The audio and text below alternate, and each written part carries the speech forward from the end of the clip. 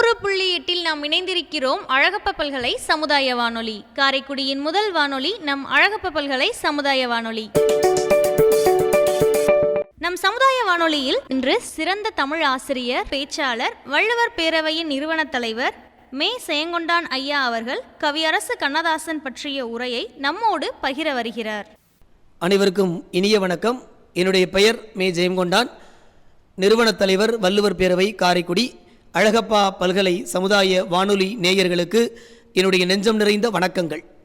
அகர முதல எழுத்தெல்லாம் ஆதி பகவன் முதற்றே உலகு என்ற தெய்வப்புலவன் திருவள்ளுவனினுடைய திருவடிகளை வணங்கி மகிழ்ந்து செட்டிநாட்டிற்கு பெருமையும் அழகும் சேர்க்கும் பல்வேறு விதமான கவிஞர்களுள், கலைஞர்களுள் இன்றைக்கு நான் நம்முடைய கவியரசு கண்ணதாசன் அவர்களுடைய மனிதநேயமிக்க ஒரு கவிதையை இந்த அரங்கில் சொல்லிட விளைகின்றேன்.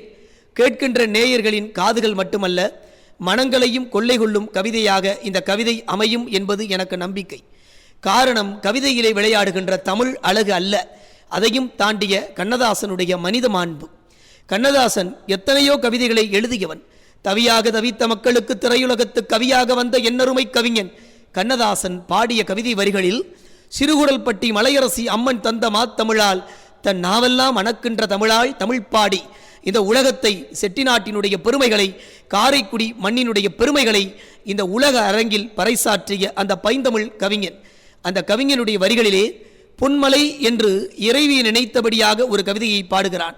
கனகதாரா ஸ்தோத்திரம் என்பதனுடைய பெயர்ப்பாக அமைகின்ற அந்த பொன்மலை நூலிலே வருகின்ற ஒரு அற்புதமான கவிதையினுடைய வரிகளை படித்த பிறகுதான் நான் இன்றைக்கு குறிப்பிட்டு சொல்ல விரும்பிய கவிதையை நான் படிக்கிற காலத்தில் படித்து மகிழ்ந்தேன். முதலில் அந்த பொன்மலை கவிதையினுடைய முதல் பகுதியிலே, வெள்ளிக்கிழமைகளிலே இல்லங்களில் செல்வம் பெருக என்று உள்ளங்களில் தமிழ் தைக்கிற விதமாக கண்ணதாசன் பாடுகின்ற வரிகள். மாலவன் மார்பில் நிற்கும் மங்கள கமல செல்வி, மரகத மலரில் மொய்க்கும் மாணிக்கச் சுரும்பு போன்றாய், நீலமா மேகம் போல நிற்கின்ற திருமாலுந்தன் நேயத்தால் மெய்சிலிர்த்து நிகரிலா செல்வம் கொண்டான், மாலவன் மீது வைத்த மாய பொன் விழி இரண்டை மாது நீ என்னிடத்தில் வைத்தன என்றால், நானும் காலமா கடலில் உந்தன் கருணையால் வாழ்வு பெற்று கண்ணிறைவு வாழ்வு கொள்வேன், கண்வைப்பாய் கமலத்தாயே, சந்திரபதனி கண்கள் சாடையில் பார்த்தால் போதும், தாய் விழிபட்ட கல்லும் தரணியில் தங்கமாகும் என்று பக்தியினுடைய உயர்வையும் உச்சத்தையும் அம்பாளை நினைத்தபடியாக பாடிய அதே கவிஞன் தனக்கு போட்டியாக வாழ்ந்து கொண்டிருந்த திரையுலகத்திலே வாழ்ந்து பல கவிதைகளை பாமர மக்களுக்கும் புரிகின்ற தமிழிலே படைத்துக் கொண்டிருந்த பாட்டு கோட்டை கட்டிய பட்டுக்கோட்டை கல்யாண சுந்தரம் மரித்து போகிற பொழுது அந்த மறைந்த அந்த நினைவை தன் நெஞ்சில் சுமந்தபடியாக ஒரு கையறு நிலை பாடலாக இரங்கற்பாவை பாடுகிறான். தனக்கு நிகரான ஒரு கவிஞன் இறந்து விட்டான் என்றால், போட்டிக்கு இந்த உலகத்தில் வேறு ஆள் இல்லை என்று சொன்னால், மகிழுகின்ற காலகட்டத்திலே இணையாக பாடிய, நிகராக பாடிய ஒரு கவிஞன் இறந்து போனானே என்று வேதனைப்பட்டு அவனுக்காக அவனது குடும்ப உறுப்பினரைப் போல எண்ணி அழுது கொண்டே கண்ணீர் வரிகளால் தமிழ் கடல் நிரம்பிய பாடல்களை பாடிய பெருமை கண்ணதாசனுக்கு உண்டு. இது கண்ணதாசன் வரிகளுக்கும் தமிழ் வார்த்தைகளுக்கும் கிடைத்த வெற்றியாக மட்டும் நான் கருதவில்லை. அதையும் கடந்து கண்ணதாசனுடைய குழந்தை மனப்பான்மைக்கும் மனிதநேய மானுட விழுமியத்திற்கும் சான்றாக அமைகின்ற கவிதையாக இந்த கையிறு நிலை பாட என் நெஞ்சில் பட்ட காரணத்தினாலே இங்கே நான் பதிவு செய்கிறேன். கண்ணதாசன் எழுதுகிறான், அந்த வரிகளிலே உயர்த்துவம் இருக்கிறது, உயிர்த்துவம் இருக்கிறது.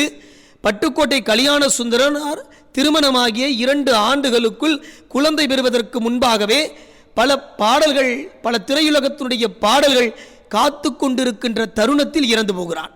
இந்த சூழ்நிலையை மையமாக கொண்டு கவிதை பாடுகிறான் கண்ணதாசன்.